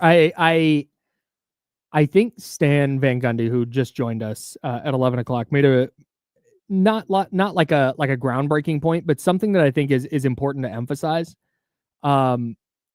Because we've been looking at the 5 seed with the Rockets, right? And that's what we talked about yesterday. Do you root for the Rockets or the Suns if you're the Kings? And we landed on the Suns because you want as much separation from the bottom as possible. And I think focusing on that play-in for now is the move. It's not like, well, if you can't get to the 5 seed, well, then fine, just be 9. Like, no, there's a huge difference between 8 and 9. No, it's a tremendous difference. I mean, if you're an 8 seed, you can play for the number 2 seed. You're playing to go against the number 2 Yes, seed. playing for the right? 7 seed. Yeah. Yeah, you're 9 or 10. You're playing to go up against OKC. That's it. That's Right, your only and you have option. to win 2 games to get there. And one of those games is going to be against the Clippers, who took 3 out of 4 from you this year. Yep. Minnesota took all 3 from you this year. Is that right? No, 3 out of 4. 3 out of 4 because they played the Clippers 4. No, they haven't played them the 4th time. That's right. You're So down 0-3. They beat you 3 times. That's right. Thank you. They beat you 3 times. Mhm. You have Golden State, who's playing really well right now. And you have Minnesota, who is also playing really well right now and has won more consecutive games than Golden State has. Yep. This is not going to be an easy matchup if you wind up in 9-10. Okay, maybe you get an easy matchup against Dallas or Phoenix and you win that one. And even Phoenix, like, you want to see Kevin Durant and Devin Booker in a 1-game situation? Probably I don't. not. I don't. So I think there's while we sit here and we talk about the 6 and we talk about the 5, it's like, well, 8 matters a lot too. And 7. Yeah, well, that's what happened last year. Were the Yep. Kings a 9 seed or the 10 seed? 9, because they hosted. Oh, they did. They did host, and they crushed the Warriors, but Mhm. then just got Had to go on the road to play New Orleans. blown out by New Orleans. That's the Man. other thing. The road, and then you've got to start the first round after On the playing these road. extra 2 games. Man. Not great. Now, the Mavs did lose last night. Spurs 126, Mavs 116. We asked De'Aaron Fox for help, and we got some. Shout out to De'Aaron.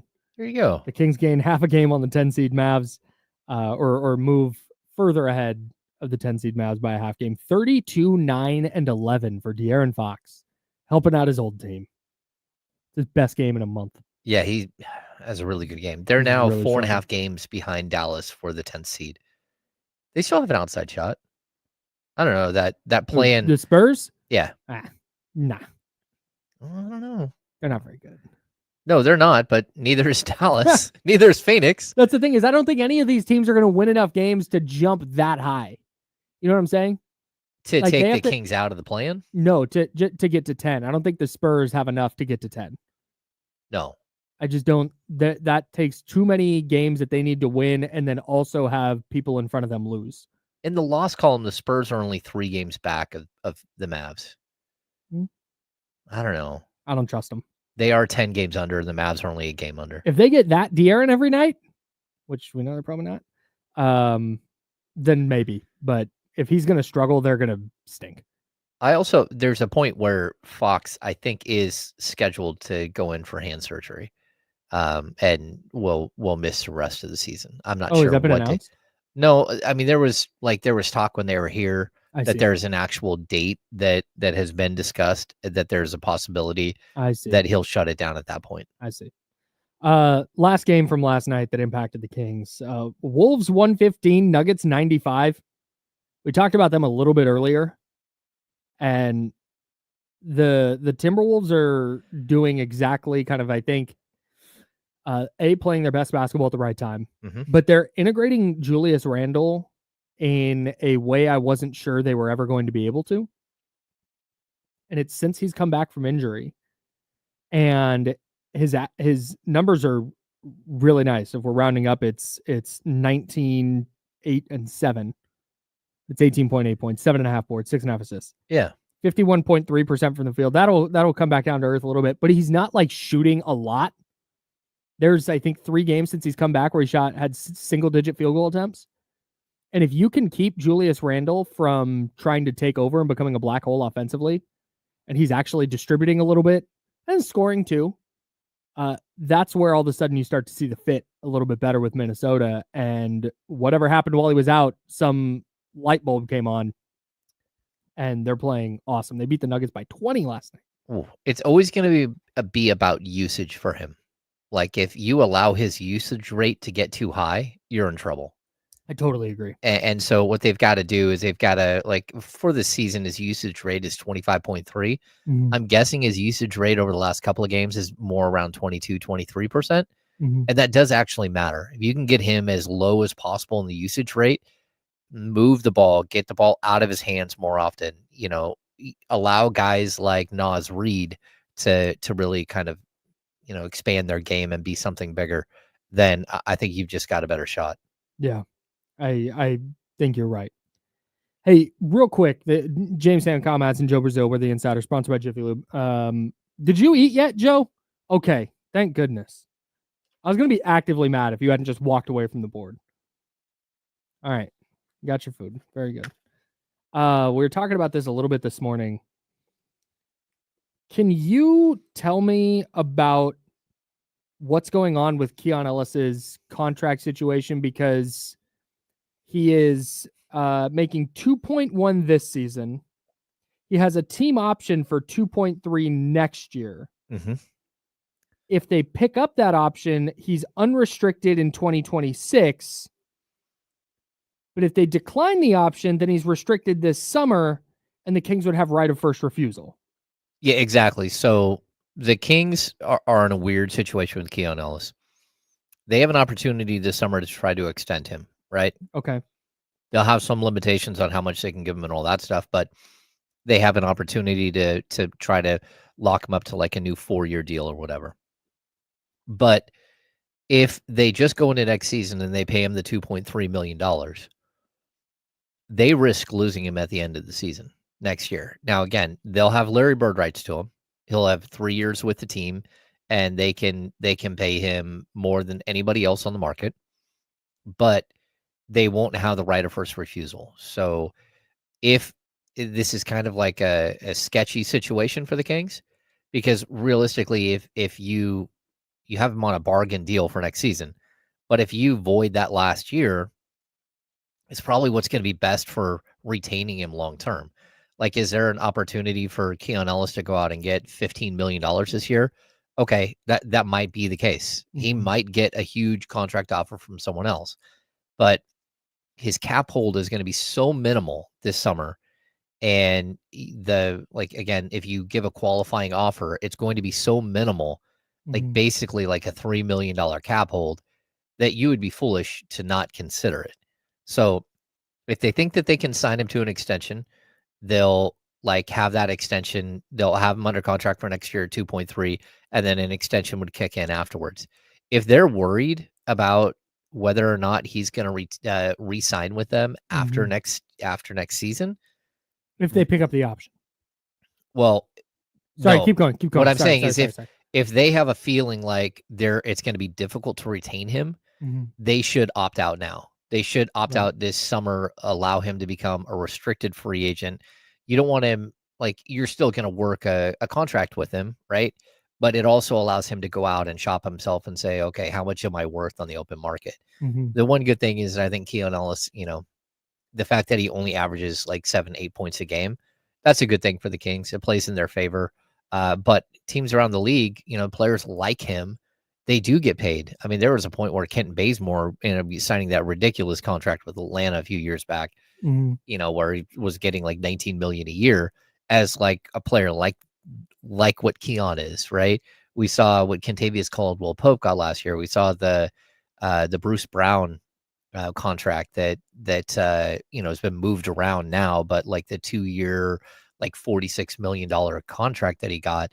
So I think the Kings are in a little bit of a rough spot, but what they should be able to do is they'll know more than what we know now. But I know there has been a lot of talk out there. Oh, well, Keon's going to be an unrestricted free agent. That's not the way it has to work out. And if you fear that unrestricted free agent year, then you opt out now and you try to lock him up long term this summer. Do you think that's the route they go? I think that they're going to have a really, really long conversation with him and his agent about what this summer looks like and whether they can sign him to an extension, what an extension would look like. Because if not, if you don't think you're going to be able to get him to an extension, then you basically opt out. Yeah. You opt out of his contract, and you're going to have to pay more this coming season for him. But how much that's going to be, you don't know. I mean, it could go up to again, I think he's probably in line. Someone's going to give him probably a 4-year 40, something like that. I was thinking 10 a year. Yeah. Yeah. Around 10, maybe someone would give their mid-level exception for him. Maybe he doesn't get that much. I don't think some team is going to go out and pay $20 million for Keon Ellis. No. And that's the thing is, I think there's a lot of teams that think they have guys like this where we see him night in and night out. We're like, man, super disruptive, reliable 3-point shooter, really good point of attack defender, like just all these things that are really important. But I think there's a lot of teams that just think they kind of have guys like that where they wouldn't need to shell out 14, 15, 16, 20 a year to get Keon Ellis specifically in the door. Yeah, I mean, if he was more of a creator, or if he was bigger and a little more versatile defensively, then maybe you start to worry about that a little bit. But I'd worry about that with Keegan because he's 6'8". But with Keon, I don't think that teams are going to be falling over themselves to give him upwards of 15 a year. Yeah, I think there's also a possibility that he gets somewhere around what Herb Jones got. I think Herb Jones has proven to be a little bit higher scorer and not like a crazy big time scorer. But I would assume that like a contract for him would be similar for Keon would be similar to what Herb Jones got. And I think Herb, maybe that's a little high. I mean, he's a guy who's averaged over 10 points a game. But Herb signed what is this? A 4-year, like, I want to say, boy, $55 million deal, something like that. 50 million. So, that's a lot. But if you're retaining a guy like this who is a major rotational piece, then maybe it's worth it. Sure. Elk Grove Kia Talk Line, 916-909-1320, 916-909-1320. Mitch in New Jersey. Go ahead, Mitch. Hey, how are we doing, guys? Thanks for taking my call. Yep. Maybe there's a short fit here. First in the Kings. They can't win tonight. I think they should go for the lottery. It's not like the Warriors have such a great front court, kind of like we guys. It's shooting guards against shooting guards. And with the NFL, I like the 49ers being misers, cheapskates, not going after Joey. Come on, it's history there. And then Raiders passing on Sam Darnold, going for Geno Smith. Come on. I'm tired of these jet quarterbacks. Those are some couple bad moves there. Thanks, Mitch. Appreciate the call. We did not get to ask Mitch the question of the day, which did Mitch get lice from the little guy? If Mitch, given his penchant for sharing things about his life on this program, I imagine if our guy got lice, I'm having a whale of a time with this pancake. I didn't get a knife, so I'm trying to just use a cheap plastic fork, and it's not going well for me. If Mitch had lice, I believe he would have told us. And real quick, so he told our call screener, Joe, that he believed the Kings should tank if they lose tonight. So here's the deal. Here's the problem with that. I don't think they would. They're not going to. They're not tanking. No. If they lose tonight, that's not a thing they're gonna have. That's gonna happen. But even if they did, let's say they lose tonight and they say we're pulling the plug. We want to lose the rest of our games. So let's say they're successful. That leaves them at 33-49. There are 2 teams that already have more than 49 losses. That's the 13-51 Wizards and the 15-50 Jazz. The Pelicans have 48 losses. The Spurs already have 37. I think they'll finish with 49 or more. Other teams that I think will finish with 49 or more losses. Bulls, they're 27-38. Okay. The Sixers are 22-42. The Raptors are 22-43. Brooklyn has that same record. And then Charlotte is 16-48. So even if you tank and lose all of your games, your odds of getting the number 1 pick are going to be very small. So, well, I think the key for the Kings is if they want to keep their draft pick. Yeah, I don't think they're going to take either. But they want to keep their draft pick. They would try to get below. They'd be in the top 12 because it's top 12 protected. Yeah, I don't. That isn't, to me, I don't think that's a consideration for them, and it shouldn't be. Yeah, and I would make the argument that it might be better off that the Kings draft pick goes this year.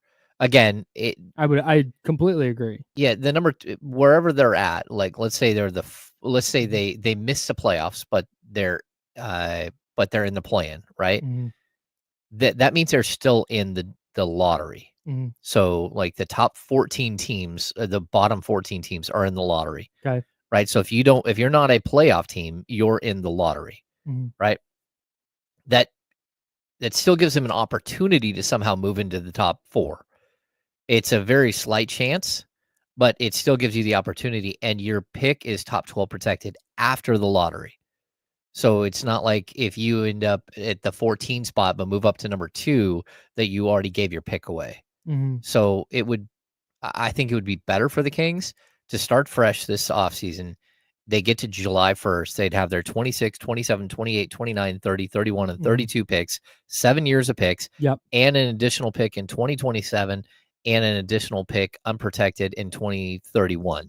Yeah. So they would have 9 first-round picks over the next 7 years starting July 1st, Mhm. and that the Kevin Huerter trade would be over and done with. Yeah. And you would Just never get that have to behind worry you. about it again. Yeah, I'm right there with you. They're trying to make the play-in. They're trying to make the playoffs. They're a game and a half back of the 8 seed still. They are 4.5 back. Nope, 3.5 back of the 6 seed. They need to start stringing some wins together, but that's going to be their focus way more than draft picks at this point. All right, we got the handoff coming up. One of D'Lo or Casey, I'm not sure, is going to join us next on the Insiders. We're sponsored by Jiffy Lube. It's ESPN 1320 Sacramento Sports Center. Thanks, Joe.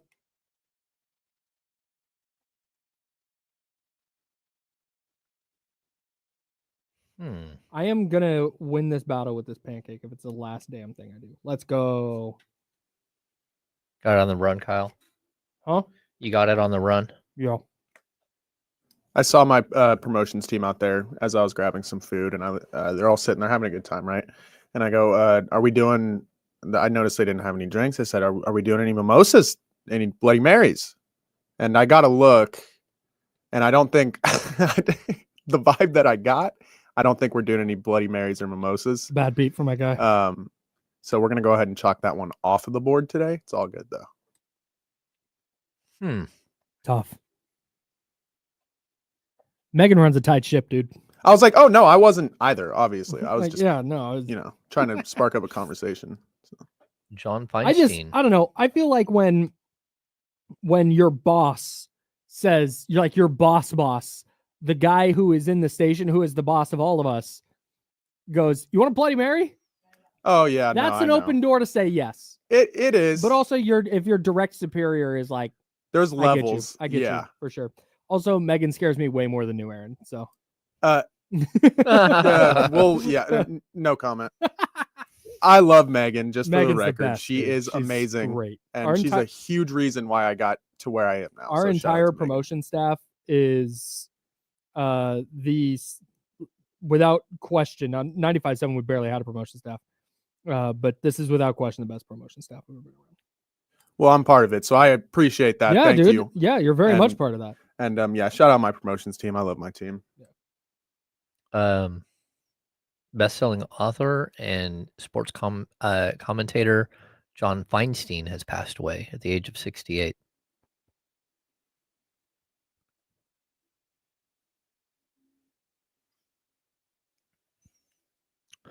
That was a good pancake. Yeah, they killed it today. The food was really good. I enjoyed it a lot.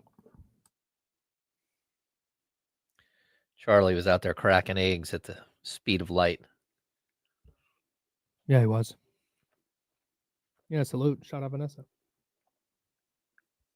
Vanessa, Joe, Eli, Danielle, Jackie. Yeah. Megan. Yep. There you go. Yeah, it's the whole team, whole squad. Hey, did you grab a vegan biscuit? Nope. Texture a little odd. I'm guessing it's made with almond flour. Texture is different than you'd expect for a biscuit, but delicious. Like really, really good. Maybe I'll have to try. I'll try one.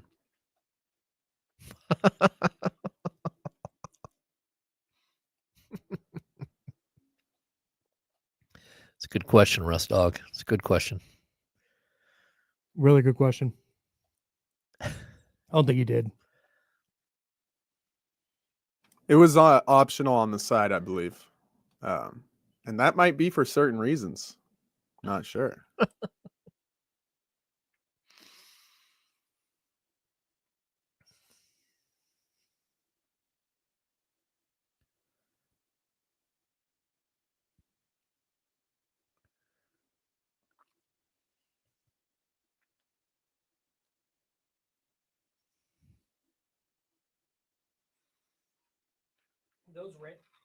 Those Rangers hats all going for like $1,000 on eBay is so funny.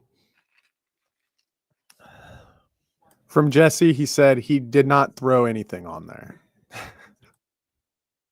Not even a little sriracha?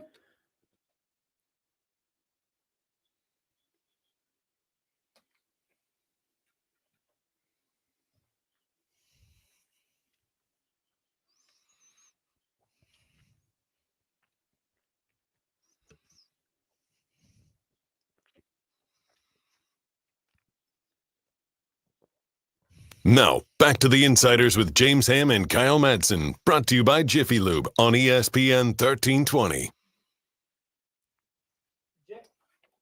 Mike's on. James there. I'm Kyle. Joe Brazil. Pushing buttons. Yeah, shout out to Malia of our sales staff. It's Employee Appreciation Day here. Mm-hmm. And she rolled up with vegan biscuits. Like, yeah, I'm not above eating a vegan biscuit. Phenomenal. So good. Nice. Yeah. Highly encourage you to eat one. Maybe I'll go back out there and have one. Yeah.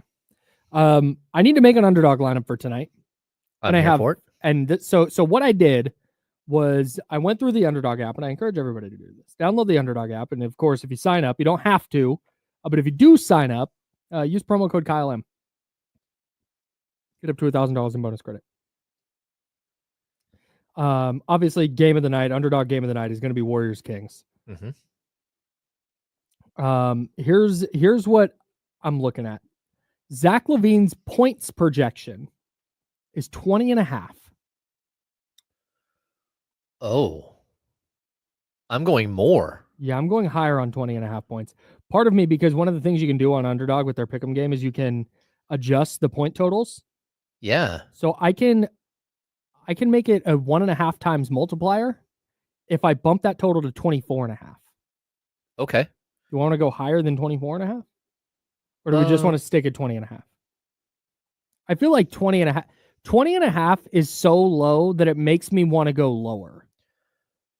Okay, so 20 like, what and do they know? I would say I would take the 20.5, the higher on 20.5. I don't think I would bump it up because Sabonis is coming back. Monk is hopefully. Monk is still in the midst of trying to, return to play and return to form after missing a couple of games. So I would not be shocked if we start seeing some of those baskets go other places. Okay. But Zach needs to be a lot more aggressive than he was last game, where he had 10 shot attempts. And that's why I think we're going to see him be hyper aggressive tonight. Yeah. So that's where I'm going to go higher. I'm going higher on that. My next one, I've got Jimmy Butler, half a 3-pointer made. I'm leaning lower. I think he has 2 made threes with the Warriors. Total? Yeah, I think that's right. This is just kind of how we do the show. Okay, here we go. Yeah, pull up. Normal. We collabed on an Underdog lineup last night. Oh my goodness, what is this? Oh, look at this. What is it? Who? They're coasters. This is amazing. It is amazing. Who made these? Do you know? No, we don't. It's a mystery. They just dropped them off? Correct. Hey, did somebody in the chatty house make these? Because this is extremely cool. It's like a slate coaster with the ESPN 1320 logo, the Insiders logo, and our names on it. It's spectacular. It's amazing. I love it. You're getting credit for this for now, Aaron. Thank you so much for doing this. It's so kind of you. I can take credit for that Bloody Mary. That's right. Is it a good Bloody Mary? It's a good no pressure. Oh, no, it's a good Bloody Mary. Yeah. All right, my man. Spicy, like I like it. Shout out. All right. There we go. Appreciate you, man. Thank that, you. of course, is new Aaron. Yeah, new Aaron. Shout out. We love him very much. We also shout out to whoever made these coasters. They're very cool. And shout out to Damian Barling. We're skipping the intro thing today. No, that's my bad. I forgot Kenny wasn't here, so I had to run in here. No, that's okay. We're making an Underdog lineup right now. Okay. If you can, if not, you can. Yeah, okay, yeah. Sorry.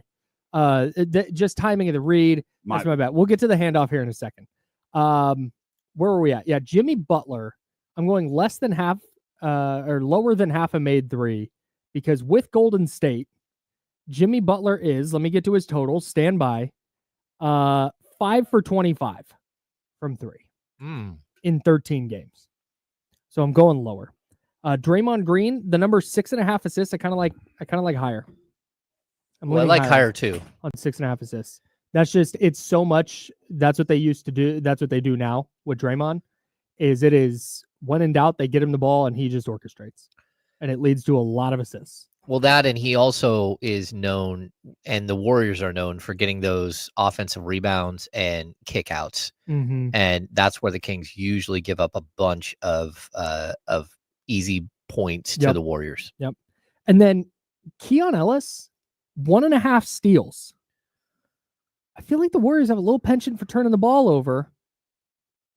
Keon rips Steph one time, gets a hand in the lane for another one. Okay. I got higher than 1.5 steals. Yeah, it's a decent multiplier. It's a 1.3 multiplier. I would take that, especially because there's going to be plenty of time where Keon plays against Buddy Hield. Oh, that's a great point. And I'm here for those steals against Buddy Hield. All right. We were 4 for 4 yesterday. Tonight, we're going Zach LaVine higher than 20.5 points. Jimmy Butler lower than half a made 3. Draymond Green higher than 6.5 assists. Keon Ellis higher than 1.5 steals. I would love for you to play along. Download the Underdog app and sign up now using promo code Kyle M to unlock a special offer of up to $1,000 in bonus credits when you make your first deposit. Join in on the fun when you sign up with promo code Kyle M. Claim your special offer today and get up to $1,000 in bonus credits instantly upon first deposit. Again, that's promo code Kyle M. Must be 18 plus and present in a state where Underdog. Do I have to read this every time, do you think? No. No? All right. You already read it once. Just probably. Yeah, do it. Okay. Must be 18 plus and present in a state where Underdog Fantasy operates. Void where prohibited. Terms apply. Concerned with your play? Call 1-800-GAMBLER or visit www.ncpgambling.org. In Arizona, call 1-800-NEXT-STEP or text NEXT-STEP to 53342. In New York, call the 24/7 Hope line at 1-877-8-HOPE-NY or text HOPE-NY. And now that that's done, it's time for the handoff with Damian Barling. Hello, Damian. How are you? Oh man, Chilling. Sorry about that. Did you get a little employee appreciation brunch today? I did. Yeah, it was very nice. What'd you have? Did you eat bacon? Well, me and Audrey went to get those little breads from Bad Bakers. The señorita fire. Yeah, so I didn't cook. So we went to get those to contribute, and then I had like a little bit of everything they had up there. Very good. Why would you have to cook? I don't know. Did they tell you that you should have had to cook? No, because not at all. I thought it was the leaders that had to the cook. leaders. Yeah, the leaders cooked, not me. Okay. I said since I didn't have to, I wanted to contribute something. So I see. we went and got something. I didn't contribute anything. No, that's fine. I don't think you were supposed to. Okay, good. I don't think you were supposed to. Those are delicious, by the way, though. Oh, there's still Starbreads. Yeah, I'm like, I'm like 4 in. It's not I had good. one of those. It's not good at all. No. Yeah. What's it over under 6.5? Depends on when we go to commercial because all right. Kenny's out today, so it's I'm gonna have to eat up now because it's 6 hours after this. Do you want at some point for me to jump in and vamp for a while while you don't have eat to? some? You got enough to do. I mean, you're welcome to. We'll see. You're just vibing. See what's happening. You can do whatever you want. I don't know. I'm just talking. I'll probably go pour another drink too, just to make sure I have a good day. Yeah. No, this is good. I love that idea. Yeah. I mean, it makes talking to yourself for 6 hours easier. Yeah. You got Jesse. I do. Yeah. You have guests today? I've always got Jesse. James is tomorrow. James was yesterday. I got Matt today. Sorry. All right. Ask him about getting yelled at by Doug Christie. Hilarious. It's very funny. that's so good. Even better because of all the people. Well, man, get it right. He looked at Matt like he wanted to fight. Get it right. Say it right. Come on. I love Doug. I love Matt too. He's the best. Must win game tonight. Like from a like vibes sense, because obviously you can. It's not a must win. I mean, it's must win if the 6 is like even remotely in your brain. Yeah, it feels like the 6 is out if they lose tonight. And I mean, Minnesota's, and this is probably how we'll start, is kind of on a little run right now.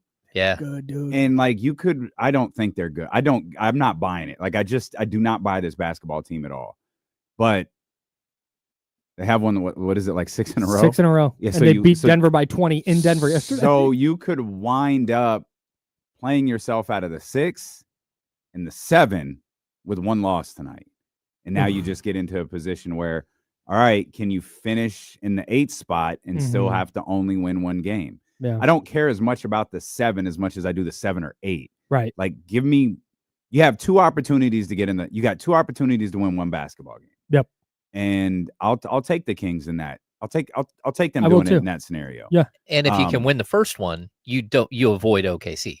Yes. Right. Yeah. Yeah, that's At the least big until part. the conference Yeah. finals. Obviously. That Sacramento Cleveland one, boy, inside the NBA is going to go crazy for that NBA finals. Oh, Is that what we're chalking up Sacramento right now? and Cleveland. Zach and Cleveland. Can you imagine how much bitching Charles and Shaquille O'Neal are going to do about Sacramento and Cleveland if Oh that were my to happen? God. It would be unbearable. That show is unbearable. I'm rallying. By the way, that's another.